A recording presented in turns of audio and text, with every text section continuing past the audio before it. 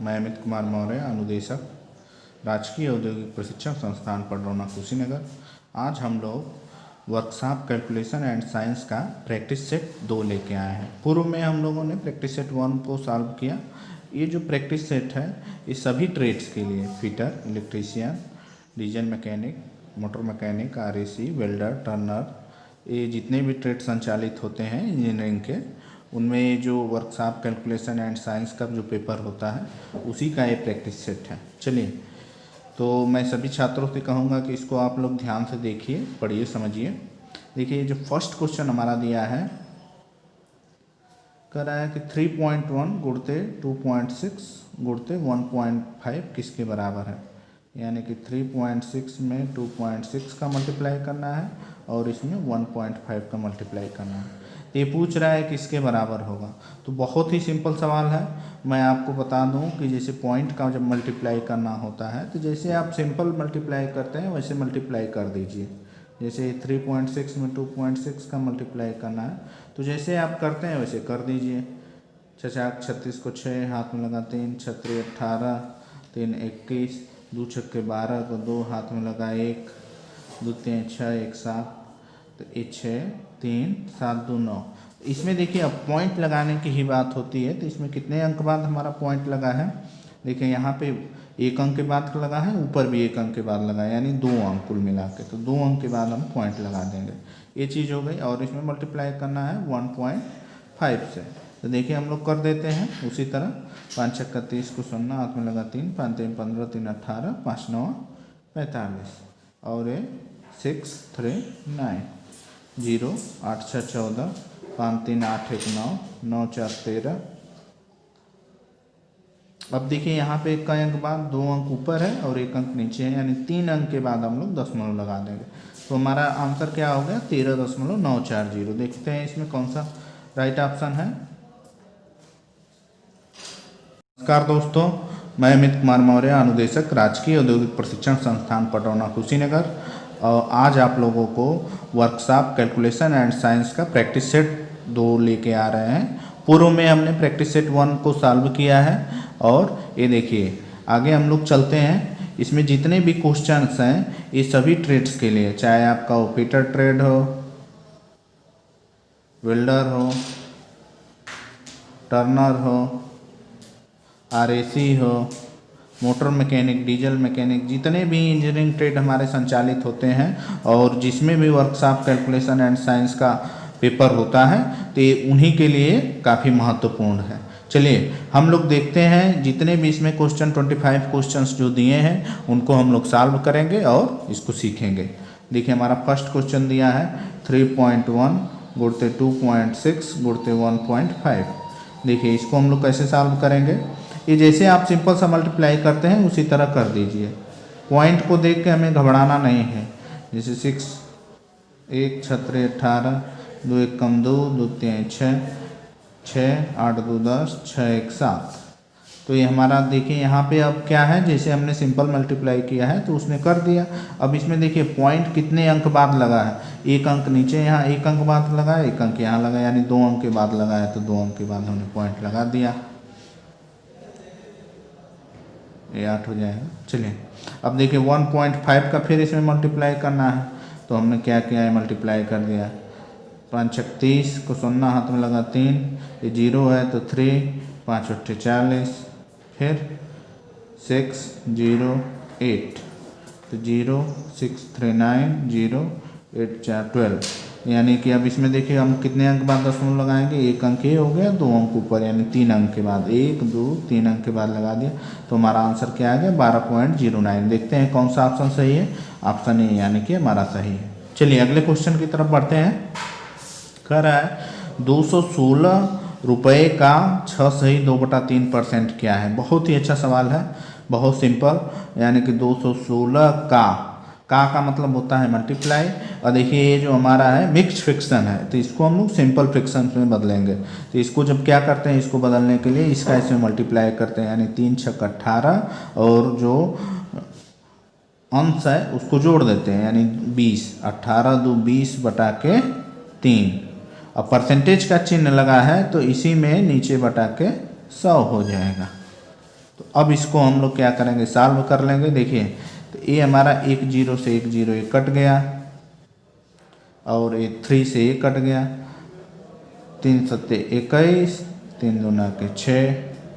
अब क्या हमारा बचा 2 है, 2 से 1 कट गया, 2 5 10। या इसको हम लोग जब इसमें भाग देंगे 72 में 5 का, यानी 72 आ गया, और ये 5 आ गया।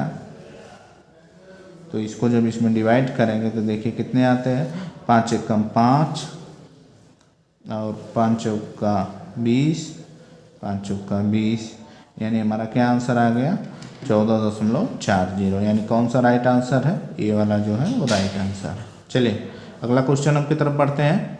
कह रहा है कि एक त्रुटिपूर्ण तराजू के पलड़ों में एक पिंड को क्रमागत रूप से रखने पर उसका भार 6.4 ग्राम तथा 10 ग्राम प्रतीत हुआ, तब पिंड का सही भार होगा। देखिए बहुत ही अच्छा सवाल है। तो इसमें हमारा एक फार्मूला काम करता है कि जो सही भार निकालने का होता है W बराबर √W1 गुणते W2। यानी कि जो तराजू है हमारा, यहाँ पे एक बार क्या किया गया कि क्रमागत रूप से एक बार इसमें क्या रखा, आपको बता दें, यहाँ पे 6.4 ग्राम पहले इसको रखा, 10 ग्राम इसको रखा, फिर पुनः क्या कर रहा है कि 10 ग्राम इसमें रख दे रहा है, 6.4 ग्राम इसमें रख दे रहा है, यानी अदल बदल के रख दे रहा है। तब पूछ रहा है कि सही भार क्या होगा। तो जो सही भार हमारा होगा तो इस फार्मूले से हम लोग इसको ज्ञात कर लेंगे। तो चलिए इसको कर लेते हैं। जो एक्चुअल वेट है हमारा √W बराबर W1 कितना दिया है 6.4 × 10, तो ये हमारा क्या आ जाएगा 64। तो 64 का जब वर्गमूल निकालेंगे तो 8 आ गया। तो 8 हमारा क्या है राइट आंसर है। देखते हैं कौन सा ऑप्शन सही है। ऑप्शन नंबर डी हमारा सही है। चलिए आगे क्वेश्चन की तरफ हम लोग बढ़ते हैं। क्वेश्चन नंबर 4 दिया है, कह रहा है कि 529 का वर्गमूल क्या होगा। ये देखिए इसमें देखिए इसको आप लोग बड़ा इजीली ही सॉल्व कर सकते हैं। क्या क्या हो सकता है देखिए 29 दिया है, 31 दिया है, 23 दिया है, 37 दिया है। तो यानी कि 29 तो हमारा होगा नहीं, इसे ऑप्शन से देख के पकड़िए क्योंकि आपके पास समय कम रहता है। क्योंकि जब 9 में 9 का मल्टीप्लाई करेंगे तो 1 आ गया, यहाँ 1 नहीं है, वहाँ यहाँ क्या है 9 है। तो और इसको 31 को जब करेंगे तो 1 का स्क्वायर 1 हो जाएगा। यहाँ पे करेंगे 3 तो 3 का स्क्वायर 9 आता है। तो या 23 होगा या 37 स्क्वायर है तो 37 का स्क्वायर होगा, यानी 7 का स्क्वायर। लेकिन जो इसका राइट आंसर है वो 23 होगा। जब 23 का आप स्क्वायर करेंगे तो 529 आ जाएगा। इसको आप लोग वर्गमूल निकाल लीजिएगा। चलिए अगला क्वेश्चन देखते हैं। कह रहा है किसी वस्तु पर 5 न्यूटन का बल लगाने पर उसमें 8 मीटर का विस्थापन होता है, तो कार्य का मान बताएं। आप जानते हैं प्यारे बच्चों कि क्या होता है, कार्य बराबर क्या होता है, फार्मूला आप लोग जानते हैं। कार्य बराबर बल गुणते विस्थापन। ये देखिए जब कार्य बराबर बल गुणते विस्थापन हो गया तो हमें क्वेश्चंस में दिया है, कि किसी वस्तु पर 5 न्यूटन का बल लगाने पर उसमें 8 मीटर विस्थापन होता है। तो यानी कि बल कितना है 5 न्यूटन है, विस्थापन कितना है 8 मीटर है। तो इसको जब इसमें मल्टीप्लाई करेंगे तो कितना हो जाएगा 40, यानी न्यूटन मीटर। ये हमारा क्या आ गया, इसी को जूल में हम लोग कहते हैं। तो 40 जूल आ गया आंसर। देखिए इसमें ऑप्शन आपको काफ़ी घुमा के दिया है। 10 न्यूटन, 20 जूल, 40 जूल और 40 न्यूटन अपान मीटर दिया। तो यहाँ पे आप कंफ्यूज ना होइएगा, ये न्यूटन मीटर रहेगा। न्यूटन मीटर को ही हम लोग जूल कहते हैं। चलिए अगले क्वेश्चन की तरफ चलते हैं। अगला क्वेश्चन 6वां कह रहा है कि ढलवा लोहे का गलनांक होता है। तो आपको बता दें कि जो ढलवा लोहा है उसका गलनांक हमारा कितना होता है 1520 डिग्री सेंटीग्रेड होता है। तो जो इसका राइट आंसर होगा वो ये वाला हो जाएगा। चलिए अगले क्वेश्चन की तरफ हम चलते हैं। कह रहा है 5 अश्व शक्ति बराबर है।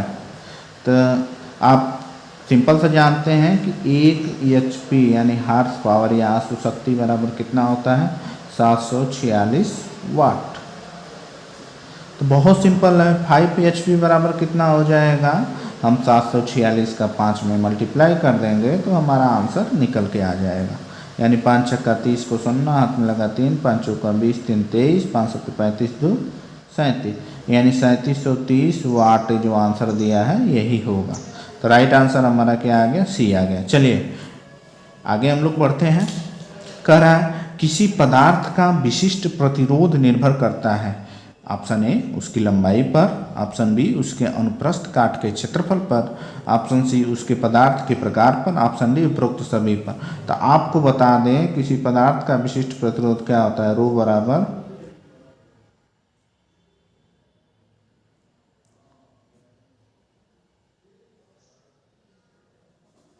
आर बराबर रो यल अपान ए होता है। तो यहाँ पे हम लोग जब इधर निकालेंगे, रो निकालेंगे, तो आर इंटू ए अपान ए यल आ जाता है। यानी कि इसके क्रॉस सेक्शन क्षेत्रफल पर रो जो हमारा विशिष्ट प्रतिरोध है वो क्या है कि लंबाई पे भी डिपेंड करता है और अनुप्रस्थ काट के क्षेत्रफल पर भी डिपेंड करता है। तो इस चीज़ को आप जानते रहिए कि लंबाई पे, अनुप्रस्थ काट के क्षेत्रफल पे ये रो जो है विशिष्ट घनत्व है, तो इस पर भी पदार्थ के प्रकार पर भी निर्भर करता है। तो इस चीज़ को जानते रहिए, आर बराबर रो इंटू यल बाई ए, यानी आर जो है हमारा यही विशिष्ट प्रतिरोध होता है। तो ए इसका जो आंसर हो जाएगा वो डी उपरोक्त सभी हो जाएगा। चलिए आगे बढ़ते हैं। कह रहा है एक कमरे की चौड़ाई उसकी ऊंचाई की दोगुनी तथा लंबाई की आधी है। यदि कमरे का आयतन 512 घन मीटर हो तो कमरे की लंबाई कितनी होगी। बहुत सिंपल है, आप पहले क्या कर लीजिए, एक कमरा बना लीजिए, चौड़ाई जो है इसकी ऊंचाई की दोगुनी है।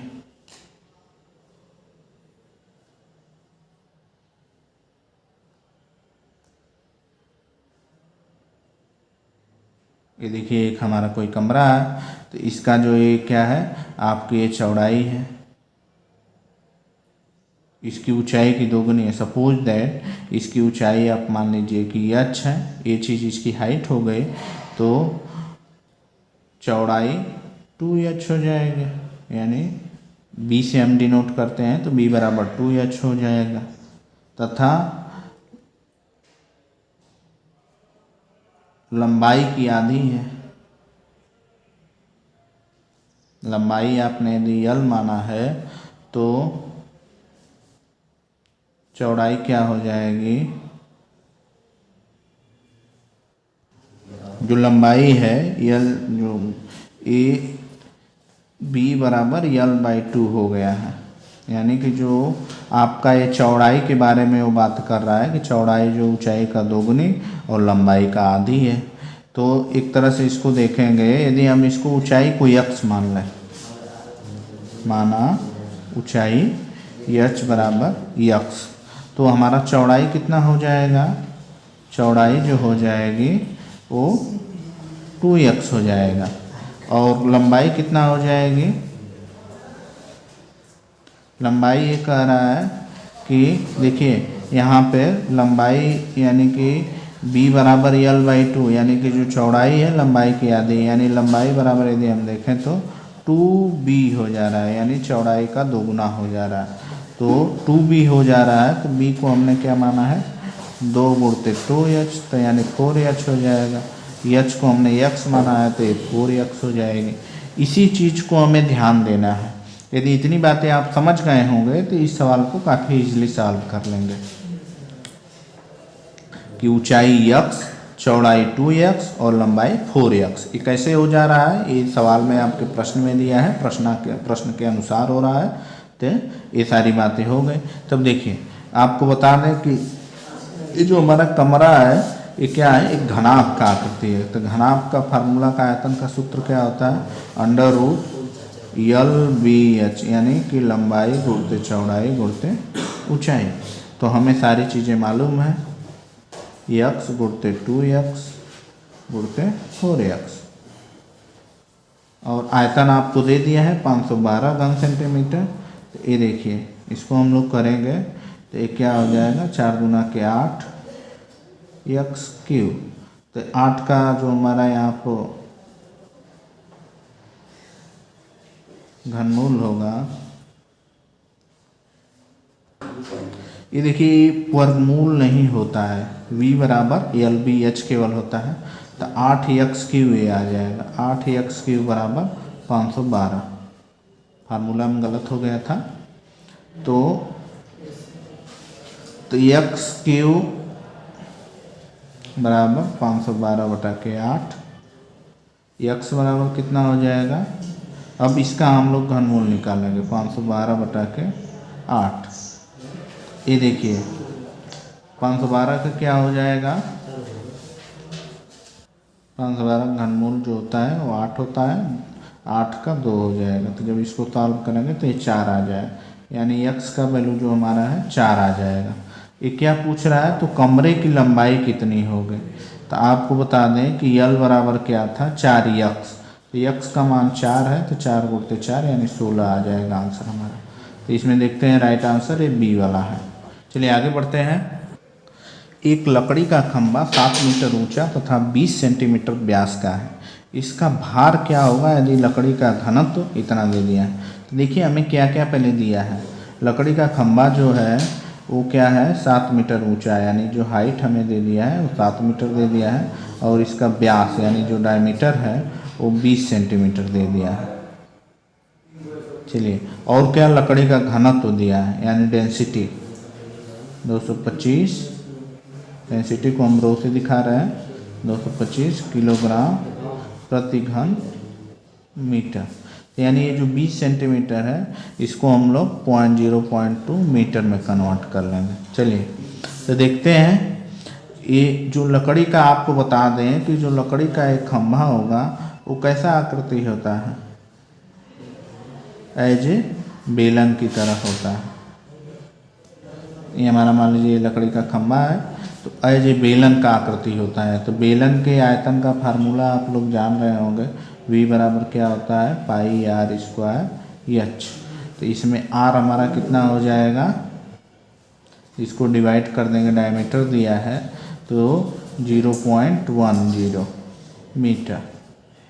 तो हमें मिली गया, हाइट मिली गई 7 मीटर। तो इसको हम 22/7 कर लेंगे। इसको क्या कर लेंगे, r का मान 0.10 का स्क्वायर कर देंगे, और h हमें 7 पता ही है। इसको देखिए सॉल्व जब करेंगे कितना आ जाएगा, 7 से 7 को काट दीजिए, 22 × 0.0010। ये हमारा चीज़ आ गया। तो ये 4 अंक के बाद इसमें दशमलव लग जाएगा। इसको जब मल्टीप्लाई करेंगे तो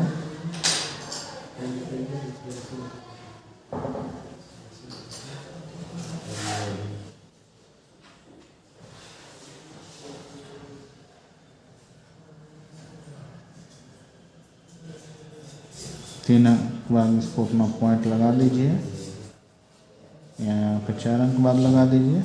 ये हमारा चीज़ें आ गई, बेलन का आयतन। और हमें क्या पता है, घनत्व पता है। तो हम लोग फार्मूला जानते हैं, घनत्व बराबर क्या होता है, द्रव्यमान बटा के आयतन। तो हमें देखिए द्रव्यमान मालूम करना है, तो द्रव्यमान मालूम करना है। तो द्रव्यमान बराबर क्या हो जाएगा, आयतन गुणित घनत्व। तो आयतन हमें मालूम है 0.220, और घनत्व कितना है 225। तो इसको जब इसमें मल्टीप्लाई करेंगे, 225 में 22 का, तो 2 × 5 = 10, 0, 2 दूनी 4, 1 5, 2 दूनी 4, फिर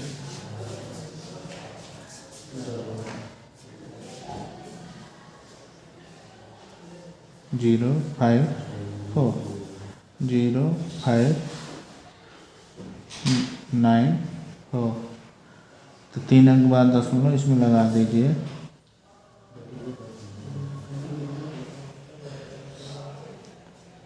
एक जीरो ये है ये, तो 49.50 जो है हमारा आंसर आ जाएगा। तो जो राइट आंसर है वो सी वाला है। चलिए आगे बढ़ते हैं। कह रहा है कि धारा की इकाई है, तो आप लोग जानते हैं धारा की इकाई क्या होती है, एम्पीयर। तो यानी जो राइट आंसर है वो सी वाला राइट आंसर है। चलिए आगे बढ़ते हैं। कह रहा है दी गए समीकरण में x तथा y के मान क्या होंगे। बहुत सिंपल सवाल है, ये अलजेब्रा सवाल है। तो 2x + 3y = 8, यानी 3x + 2y = 7। इक्वेशन 1 है हमारा और इक्वेशन सेकेंड है। इसको हम लोग इजीली सॉल्व करेंगे। देखिए कैसे करते हैं। ये देखिए इसमें ये हमारा दो इक्वेशन है, तो इसमें हम क्या करेंगे, x को या किसी y को ही आपकी जो इच्छा करे उसको इक्वल कर लेते हैं। तो इसमें इक्वल करने के लिए क्या करना होगा, जैसे ये 2x है ये 3x है, तो इसमें हम किससे मल्टीप्लाई कर दें, इसमें 3 से मल्टीप्लाई कर दें। यदि इसमें 2 से मल्टीप्लाई कर दें, इसमें मान लीजिए 3 से कर दिया, इसमें 2 से कर दिया, तो ये हमारा इक्वल हो जाएगा। तो इसको हम लोग घटा के एक काट देंगे तो y का हमें मान आसानी से प्राप्त हो जाएगा। तो चलिए देखते हैं। इक्वेशन 1 में 3 से मल्टीप्लाई किया और इक्वेशन 2 में 2 से किया। तो 3 से मल्टीप्लाई किया तो कितना आ गया, 6x प्लस 3 में 3 9y बराबर 8 3 24। अब 2 से मल्टीप्लाई किया तो 6x प्लस 4y बराबर 14। तो ये हमारा इक्वेशन थर्ड और इक्वेशन फोर्थ प्राप्त हो गया। तो देखिए जब इसको हमने घटा देंगे तो ये क्या होगा, चिन्ह बदल जाएंगे। जब ये चिन्ह बदल जाएंगे तो ये आपस में दोनों कट जाएंगे। तो ये 9 में से 4 को जब माइनस करेंगे तो हमारा कितना आ जाएगा, 5y आ जाएगा और 10 आ जाएगा। तो y बराबर क्या हो जाएगा, 10/5। तो ये वैल्यू क्या आ जाएगी, 2 आ गया। यानी जब y का मान हमें ज्ञात हो गया तो y का मान किसी इक्वेशन 1 या इक्वेशन 2 में जिसमें भी आपकी इच्छा करे उसमें रख लीजिए। तो देखिए तो हमने रख दिए हैं, हम 2x इक्वेशन 1 में रख रहे हैं प्लस 3 गुणते y का मान 2 = 8। तो 2x बराबर 8 - 6, जब इसको इसमें मल्टीप्लाई करें और पक्षांतर कर दिया तो ये 2 आ गया। यानी 2x बराबर 2, x बराबर 1। तो जब ये 1 आ गया तो हमारा क्या मान मिल गया, x बराबर 1, y बराबर 2। देखते हैं कौन सा ऑप्शन सही होता है। तो 1 और 2 ऑप्शन नंबर ए सही है। चलिए आगे बढ़ते हैं। कह रहा है कि सेल्सियस तथा फ़ारेनहाइट पैमानों में संबंध है। 13 क्वेश्चन है। तो हम लोग जानते हैं फार्मूला, आप लोगों ने भी पढ़ा होगा, C/5 बराबर F - 32/9। तो देखिए इसको थोड़ा सा अलग रूप दे दिया, इसको TC लिख दिया, इसको TF लिख दिया, तो कोई दिक्कत नहीं है। तो इसका देखिए इधर उधर कर दिया, तो यानी 9TC बराबर 5TF - 32 कर दिया। तो ये हमारा कौन सा राइट आंसर हो जाएगा। देखिए इसमें कौन सा ऐसा मिल रहा है कि 9TC, यानी बी वाला जो है हमारा राइट आंसर हो जाएगा। बी वाला ऑप्शन देखिए ध्यान से, ये मिल रहा है तो बस आ गया राइट आंसर। चलिए कह रहा है कि 5 एवं 10 का तृतीयानुपाती क्या होगा। बहुत सिंपल सवाल है। 14वां, तो 5 एवं 10 का तृतीयानुपाती निकालने के लिए तो डबल अनुपात, मान लिया कि तृतीयानुपाती x है तो इसको ऐसे लिख दिया इस संबंधित करके। तो इसको देखिए इसे लिख सकते हैं 5/10 बराबर 10/x। तो इसे मल्टीप्लाई कर दिया, 5x बराबर 100, 10 में 10 का मल्टीप्लाई हुआ तो x बराबर 20। तो हमारा क्या आंसर आ गया, ए वाला राइट आंसर आ गया। चलिए आगे बढ़ते हैं। क्या कर रहा है, कह रहा है एक समान त्वरण से गतिशील एक पिंड का वेग 2 सेकंड में 40 मीटर/सेकंड तथा 4 सेकंड में 80 मीटर/सेकंड हो जाता है। तो पिंड का प्रारंभिक वेग क्या होगा। देखिए बहुत ही अच्छा सवाल है। इसमें हमें क्या दे दिया है, कह रहा है कि पिंड का वेग 2 सेकंड में 40 मीटर/सेकंड तथा 4 सेकंड में 80 मीटर/सेकंड। पिंड का प्रारंभिक वेग पूछ रहा है। यानी गति के नियम से, आप पूर्व में हमने एक बार बताया था गति के नियम के जो 3 फार्मूले हैं। तो गति के प्रथम नियम से फार्मूला हमारा क्या है, v बराबर u + at। तो इसमें v जो है अंतिम वेग है, u प्रारंभिक वेग, a त्वरण और t समय। तो हमें यही सारी चीज़ें चाहिए। यानी अंतिम वेग तो हमारा क्या है कि 0 है।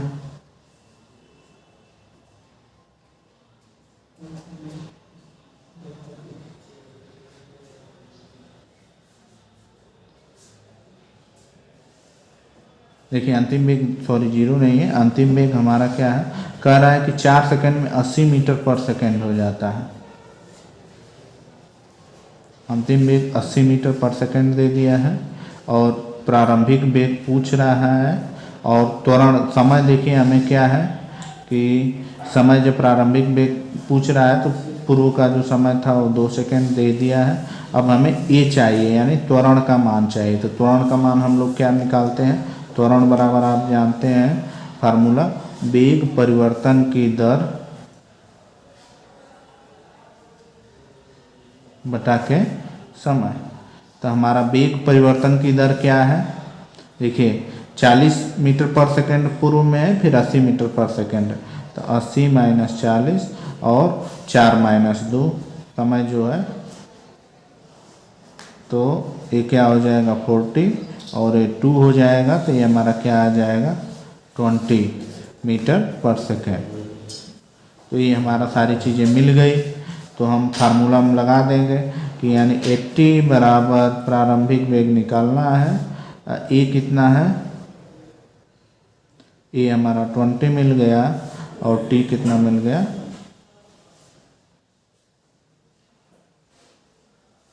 तो इसमें देखिए 20 में 2 का मल्टीप्लाई करेंगे u प्लस 40 आ जाएगा और ये 40 रहेगा।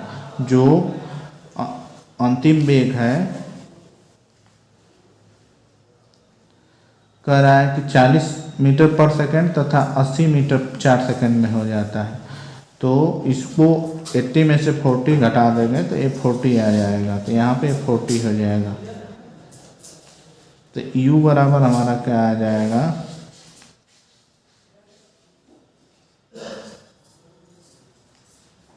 चालीस माइनस 40 चला गया तो ये u बराबर 0 आ रहा है वैल्यू। देखिए इसमें क्या देखते हैं कौन सा ऑप्शन सही है, ए वाला ऑप्शन सही है। आगे चलिए बढ़ते हैं 16वें क्वेश्चन की तरफ। कह रहा है cos थीटा बराबर a साइन थीटा बराबर b, तो निम्न में से कौन सा कथन सत्य है।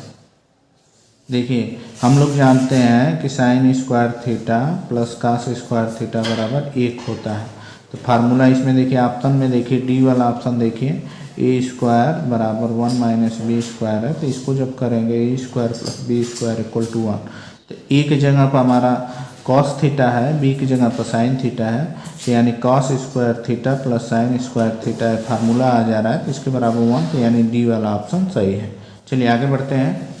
कह रहा है कि 200 ग्राम जल को 20 डिग्री सेंटीग्रेड से 40 डिग्री सेंटीग्रेड तक गर्म करने के लिए ऊष्मा चाहिए। तो फार्मूला आप लोग जानते हैं 17वां क्वेश्चन, Q बराबर mc डेल्टा टी होता है। तो देखिए इसमें क्या है 20 डिग्री सेंटीग्रेड से 40 डिग्री सेंटीग्रेड तक, तो 200 ग्राम जल है, ये 200 ग्राम है।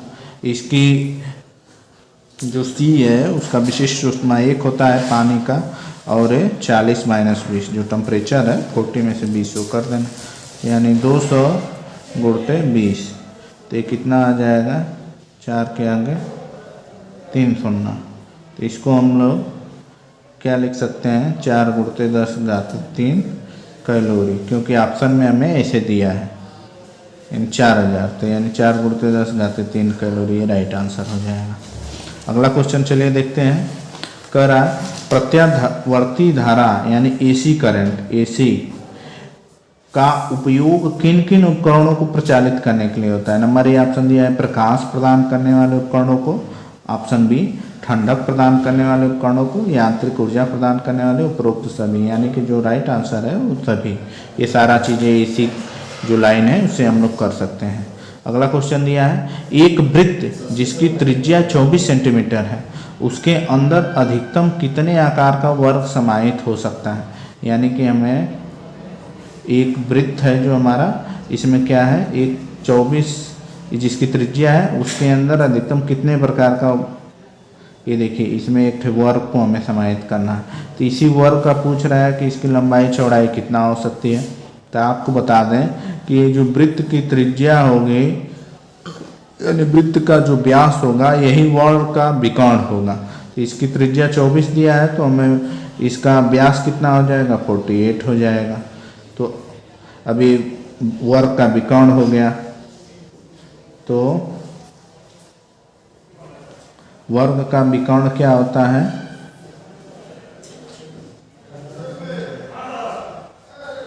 भुजा √2। तो वर्ग का विकर्ण हमें मालूम हो गया है 48 बराबर भुजा √2। तो भुजा बराबर क्या हो जाएगा 48 बटा के √2, यानी इसको हम लोग 24√2 लिख देंगे। जब इसमें √2 से 2 से मल्टीप्लाई करेंगे तो ये क्या है 2 हो जाएगा, तो 24 √2 हो जाएगा। तो हमें वर्ग की भुजा मिल गई। पूछ क्या रहा है,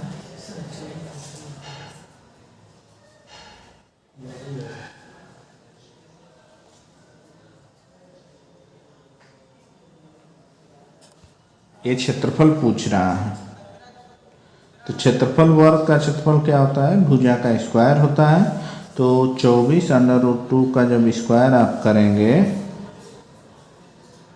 तो 24 का स्क्वायर कितना हो जाएगा, 4 चौका 16 को 6 हाथ में लगाए, 4 दूना 8 दूना 16 1 17 दूना 4 576 में 2 का मल्टीप्लाई कर दीजिए। 2 छक्के 12 को 2 हाथ में लगाए, 2 14 1 15 2 25 10 1 11 1152 सेंटीमीटर स्क्वायर। तो जो हमारा राइट आंसर हो जाएगा वो ए वाला राइट आंसर हो जाएगा। चलिए आगे बढ़ते हैं। कह रहा है कि 12 मील का किलोमीटर में रूपांतर करो। आपको बता दें कि 1 मील बराबर कितना होता है 1.6 किलोमीटर। तो ये 12 मील पूछ रहा है, तो 1.6 गुणित 12, तो 12 छक 72 को 2 हाथ में लगा 7 12 कम 12 7 19, तो 19.3 आ रहा है। ये राइट आंसर हो जाएगा इसमें, ऑप्शन ए।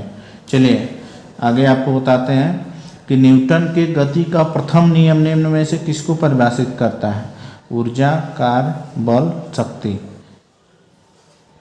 ये बल को प्रदर्शित करता है, तो जो राइट आंसर हो जाएगा वो बी हो जाएगा। चलिए अगला क्वेश्चन हम लोग चलते हैं। 22 कह रहा है यदि 30 ओम तथा 60 ओम प्रतिरोध मान वाले दो प्रतिरोध श्रेणी क्रम में 200 वोल्ट के आर पार जुड़े हों तो प्रतिरोध में कितना धारा बहेगी। आपको बता दें कि जब श्रेणी क्रम में प्रतिरोध जुड़ता है तो R1 + R2 हो जाता है। तो ये 30 ओम + 60 ओम यानी कि 90 ओम ये प्रतिरोध हमारा हो गया। और क्या दिया है, वोल्ट दिया है। वोल्टेज कितना दे दिया है 200 वोल्ट दे दिया है। तो ओम के नियम से हम लोग जानते हैं V बराबर IR, करंट का मान पूछ रहा है तो I बराबर का हो जाएगा V/R। तो V का मान हमें दिया है 200 बटा के R का मान 90। ये जब इसको इससे भाग देंगे तो 9 दूना के 18 2.2 आ जाएगा, 22 एम्पियर आ रहा है। तो ये राइट आंसर ए वाला हो जाएगा। चलिए आगे बढ़ते हैं।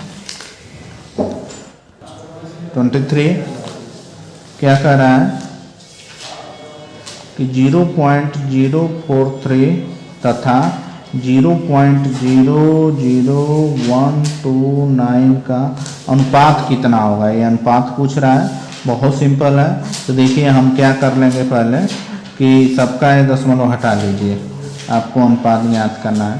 तो 1 2 3 4 5, देखिए 5 अंक के बाद दशमलव यहाँ लगा है, 3 अंक के बाद ऊपर लगा है। तो हम इसको 43 2 0 इसके आगे बढ़ा देंगे और 129 इसको लिख देंगे, यानी कि सबका दशमलव ख़त्म कर देंगे। तो ये क्या हो जाएगा, ये देखिए किससे कट रहा है 43 से 1 कट जाएगा, ये 100 आ जाएगा और 3 आ जाएगा। 3 3 9 3 चौका 12, यानी 100:3 हमारा जो रेशियो होगा इसका जो राइट आंसर होगा डी वाला हो जाएगा। चलिए अगला क्वेश्चन 24 देखिए क्या कह रहा है। 24 कह रहा है कि 2300 का 81% माइनस 596 का 34% का क्या मान होगा। बहुत सिंपल है। तो 2300 का गुणते 81/100 माइनस 596 गुणते 34/100। देखते हैं इसमें कुछ यदि कट रहा है तो इसको काट पीट दिया जाए।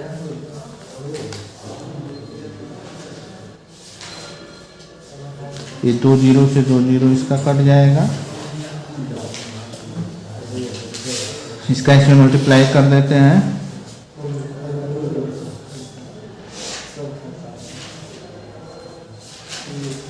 8 3 के 24 को 4 हाथ में लगा दो, 8 2 16 2 18,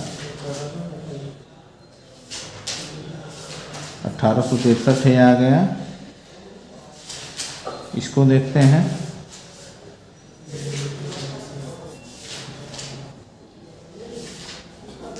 6 चौका 24 को 4 हाथ में लगा दो, 4 9 36 2 38 3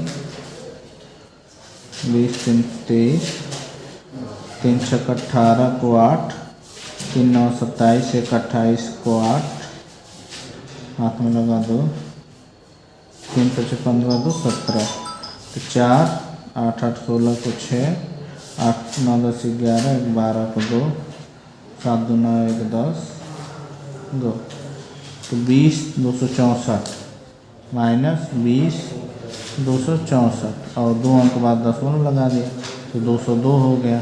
तो 1863 में से हम लोग क्या करेंगे 202.64 घटा देंगे। तो ये 6 3 0 6 6 1660.36 ये हमारा राइट आंसर आ रहा है। सी वाला जो है राइट आंसर है। चलिए अगला लास्ट क्वेश्चन देखते हैं 25वां। कह रहा है यांत्रिक लाभ और वेग अनुपात के प्रतिशत अनुपात को क्या कहते हैं, दक्षता कहते हैं। ये दक्षता का जो मशीन के दक्षता का फार्मूला होता है मैकेनिकल एडवांटेज यानी यांत्रिक लाभ बटा के वेलोसिटी रेशियो होता है मल्टीप्लाई 100 होता है। तो ये देखिए ये जो है हमारा राइट आंसर है। तो आप सभी छात्रों से निवेदन है कि इस वीडियो को देखिएगा, लाइक करिएगा और शेयर करिएगा। यदि किसी भी छात्र को किसी भी प्रकार का कन्फ्यूजन है तो 9598870261 मेरे मोबाइल नंबर पर कांटेक्ट करके अपना कन्फ्यूजन दूर कर सकते हैं। आपका दिन शुभ रहे। धन्यवाद।